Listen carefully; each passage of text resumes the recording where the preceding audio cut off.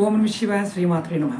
ఈ షార్ట్ వీడియోలో ఈరోజు ఎవరికైతే విపరీతమైన ఆర్థిక ఇబ్బందులు, ధనం లేకపోవడం, డబ్బు రాకపోవడం, అప్పులు పాలైపోవడం, ప్రతి విషయంలో ఇంట్లో ఇబ్బందులు పడుతూ ఉండటం, ఇలా జరుగుతూ ఉన్నవారు ఈ తేలికైన ఉపాయం చేయండి. ఇది శివపురాణం అంతర్గతంగా ఉన్న తేలికైన పరిహారం. ఎలా చేయాలో చెప్తాను. ఇది ఆడవారైనా మగవారైనా చేయవచ్చు.